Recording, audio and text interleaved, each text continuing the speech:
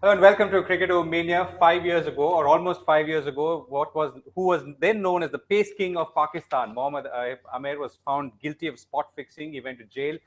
The time has now come for him to emerge. The bigger question we are asking is it time for him to come back into cricket? Ayaz? I think so. I think, though he's not finished his tenure of suspension, Yeah.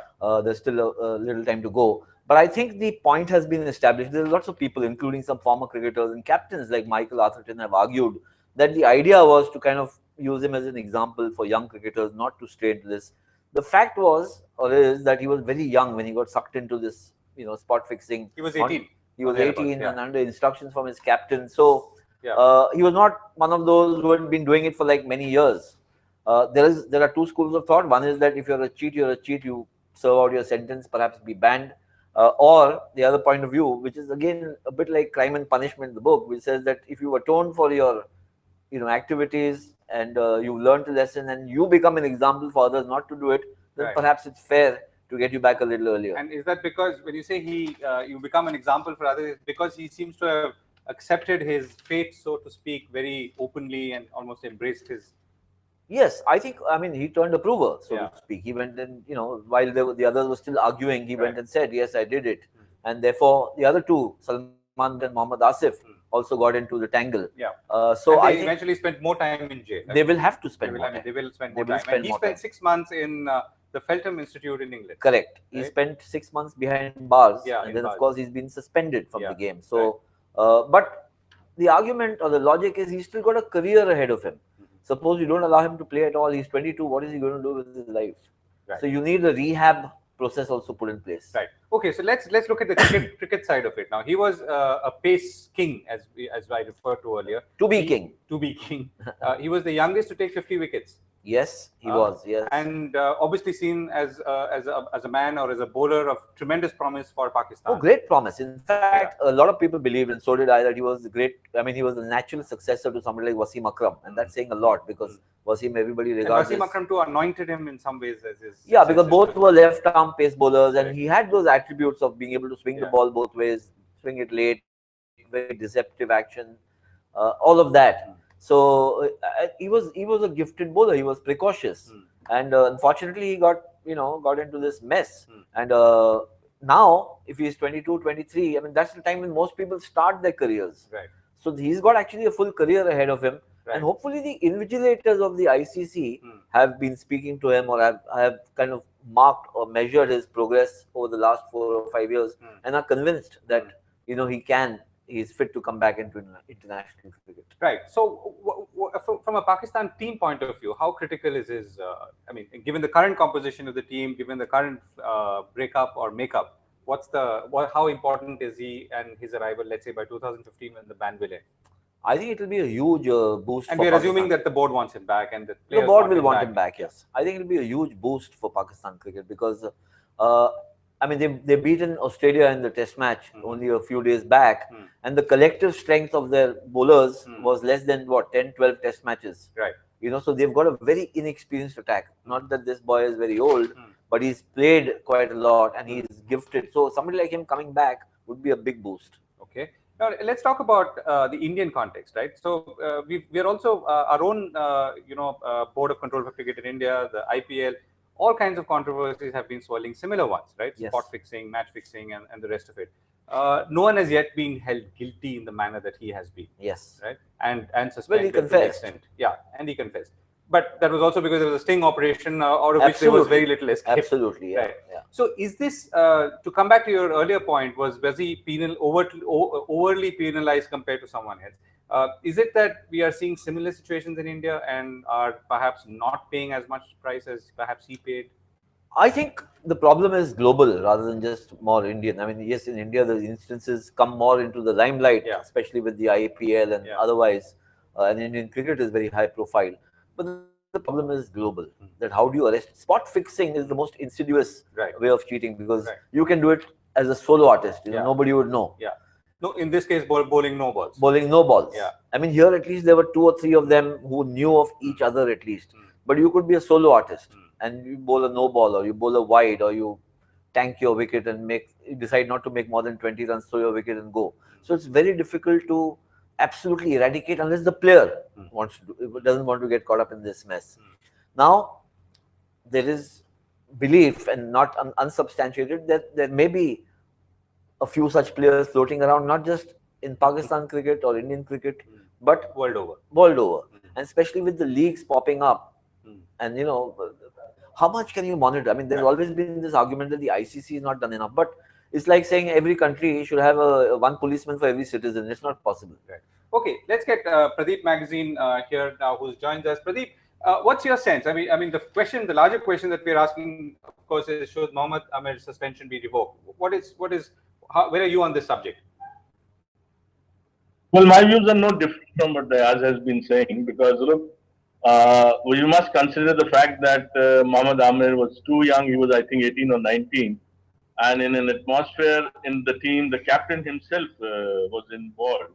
And for a young player to be part of a team in which the leader of the team itself is doing something like this, he was bound to get tempted, or even as the captain is a big authority, difficult for a young kid to say no. And the kind of talent, let's forget the talent, the fact that he was young, he admitted to his guilt, he has served his 6 months of jail, and I see no harm. I see good in it that if Mohammad Amir has now reformed himself, he has realized his mistake, he comes back, and in a cricket world where we need more and more good players so that the game gets popular, I think he should be given a reprieve. He should be pardoned, and he should be allowed to play.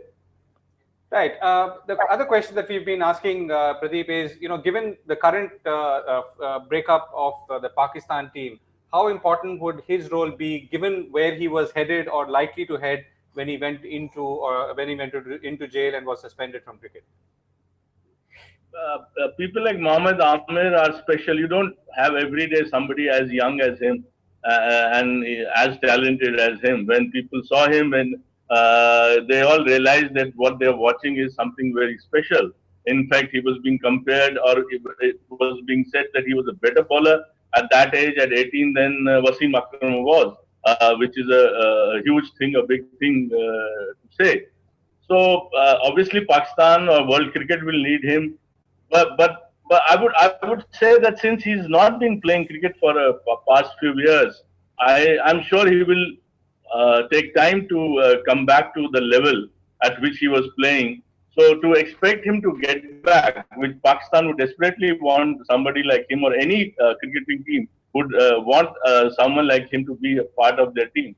But how fit he is, how keen he is, because I believe he's now doing a film. He's been signed to do a film by a Pakistan filmmaker, and I read recent reports that they're looking for a heroine in India. So, so how fit is he? How keen is he? That has to be seen. Yeah, but so obviously, Pradeep, Mohammad Amir, really, as he was when he left, would be welcome in any cricketing team, even if it is the strongest one in the world. So Pradeep, which also sort of invites the larger question, right? Are we wanting to award this person with more latitude only because it's a game like cricket, the whole subcontinent feasts on this, and so on? Well, look, we must not forget the fact that all these sportsmen are young. At a young age, say at 18, 19, or even if you are in your early 20s, if you are part of a setup where these things are happening, money, greed is paramount, even more important to help your team win, or through disloyal means, you're not bothered that if your team suffers. So an atmosphere like that, even people of much older age would succumb if the money offered is huge. So keeping in mind the age, not just the fact that the world needs him, or sports needs such talent, from a human angle also. I think if a man realizes he has made a mistake, he confesses to his mistakes, and he says that he has reformed himself, he should be given a chance. Right. Okay. I asked a couple of questions. Will his records and stats stand valid if and when he comes back?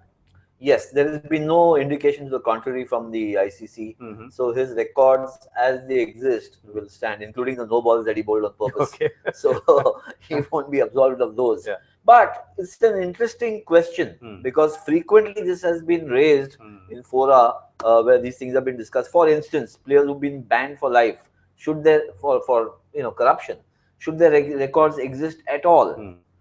And therefore also those who come back after serving a 3-4 year ban, what about the times when they may have, so should they start afresh completely? Now these are moot questions. I don't if there are absolutely satisfactory answers, but these are interesting questions. Right. Okay, so here's another question. What is the reason behind ICC's decision to amend its anti-corruption code now? So I don't think they're amending the anti-corruption code in the sense that they're not saying that people who are corrupt will not be punished. I think the idea in the case of Mohammad Amir is just that he's got a 5-year sentence.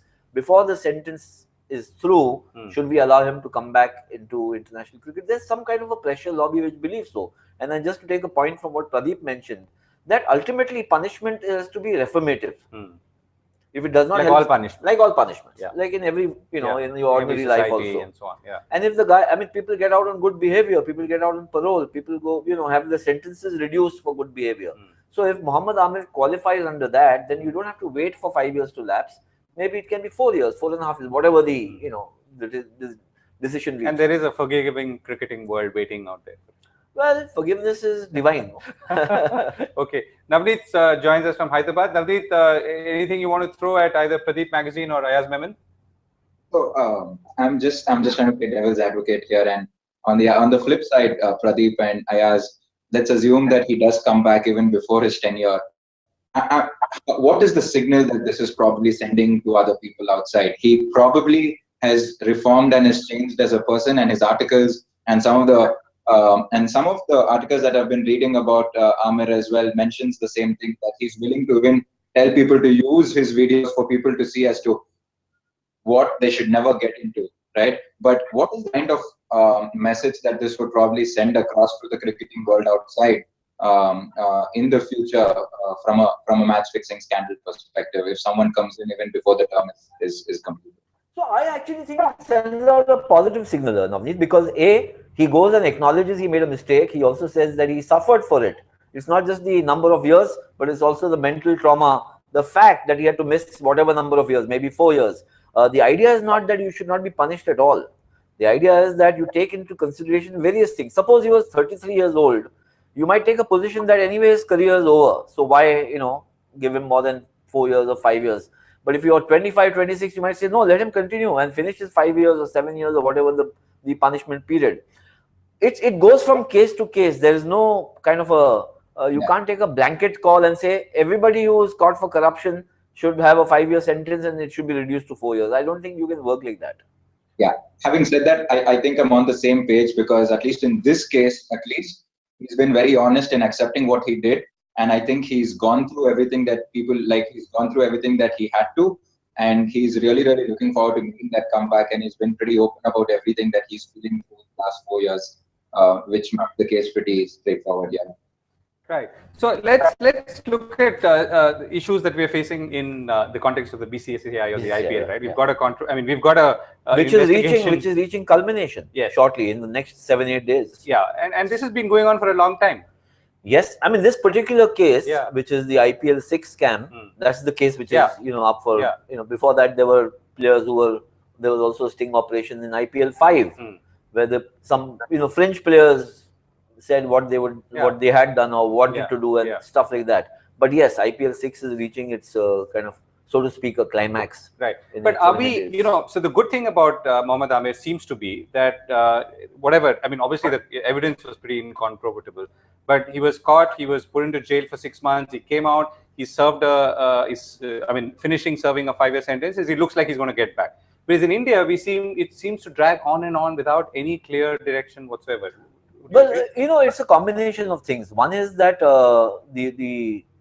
in Amir's case and in Mohammad Asif's case and whatever else, the state, England country moved against them after the sting operation, not because of the cricket operations. Right. Over here, it seems to have got into a prolonged tangle because of the police. There are various police kind of departments at work. The Mumbai police and Delhi police, at times they've been at loggerheads in the investigation.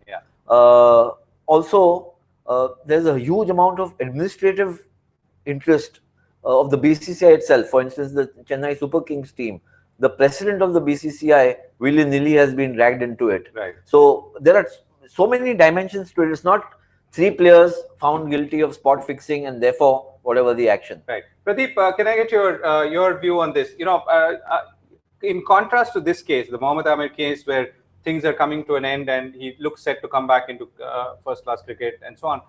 In India, are kind of cases or the issues involving match fixing and spot fixing and so on seem to drag on forever, and therefore do not achieve the kind of culmination and a turnaround that perhaps this one did. You know, the major difference is that in India, betting is illegal, and there is no legally. I don't think there is great punishment if you are caught betting. Even the lawmakers are not very clear. If you leave aside the ethical and moral part of it, that a cricketer has betrayed his team, he has sold his team. What kind of a punishment in India, say, if it is proved that somebody is illegally bet or a player has taken money to underperform? The law here in India, I'm not sure whether it itself knows that what kind of a punishment can be given. A. B is that in England, see, these cricketers was not caught by anti-corruption unit, they were caught by a sting operation, and the evidence was so foolproof that you have pre-recorded a player saying that he would say he will do a no ball on the 3rd ball of a say particular over, which was recorded before he had done that act, and he exactly goes ahead and does that act. Now in England, since betting is legal, the case against these cricketers, they have served their punishment through the law because they have defrauded the bookmakers. They have played a fraud with bookmakers and not with the cricketing authorities. And the 5-year bans have been imposed by ICC, but the sentencing, the jail has been done by the lawmakers there in England. So that is a major difference. Here it's so complex. The cricketing authorities say no, it doesn't happen. Even if there is a sting operation, they say no, these sting operations are we don't believe them. So there has to be the authorities, the cricketing authorities and the police, if they catch someone, they have to be on the same page. And what amount of ban or what punishment you give to a player, finally from a sporting perspective, it depends on the authorities, ICC or the Indian board. And here it's a very complex matter. There are so many conflicts of interest. So one doesn't know how these things pan out, and they don't pan out the way we would want them to pan out. So let's, as we head to a close, Pradeep, last question to you. What are the lessons from this whole episode? You know, for young cricketers, aspiring cricketers, players, the rest of the world, which watches cricket so intensely? Look, the lesson for young cricketers obviously is that if they do something wrong, they can be caught, like the way these cricketers have been caught, or earlier, like Hansi Kronia or Mohammad Amir and other cricketers, they are still serving a life ban. So one lesson is that. The another lesson for us, for cricket administrators, is that to create an atmosphere so that it's an atmosphere where cricketers don't fall, don't succumb to this kind of a greed. Having said that, I think human frailties, human beings are such that these kind of things will carry on as long as the world will exist, because we have seen that people do commit crime. People with money want to commit crime. They want to make more money. People with less money obviously would want to make even more money. So how do we control it? That's a huge challenge for cricketing establishment. And how do they handle it is I wouldn't be the one to be part of giving suggestions, because it's a very complex and it's a very difficult matter to handle. Right, Pradeep, thanks for that. Ayaz, we started by asking, should Mohammad Amir's suspension be revoked? You seem to be saying yes. I mean, everyone seems to be saying yes. But what should be the lessons or the takeaways from this whole episode? Yeah, see, I'm saying yes, but not as a matter of softening the stance against corruption or corrupt players. That's not the issue. You have, as I mentioned, there are many parameters in which to judge somebody like Mohammad Amir, his youthful, young age, the fact that he was acting under instructions, as Pradeep mentioned, if your captain is telling you, it's very difficult to say no because your future is in jeopardy in any case. I think that, apart from saying add heft and muscle to anti-corruption, units that may be there for matches, I think, frankly, the only thing which can work in the long run is mentoring at a very young age, where your culture is such that you don't lapse into corruption. Very difficult to control, as Pradeep has mentioned, and I completely maintain it. Human frailty and foibles, and they pull you in all kinds of directions, and it just takes a moment's discretion, one mad moment to land up into a mess for a lifetime. Yeah. That's a lesson to note and a note to end on. Thank you thank you so much, gentlemen. Thank you, Ayaz. That's all we have time for on CricketOMania today. We'll be back later this week. Thanks for watching.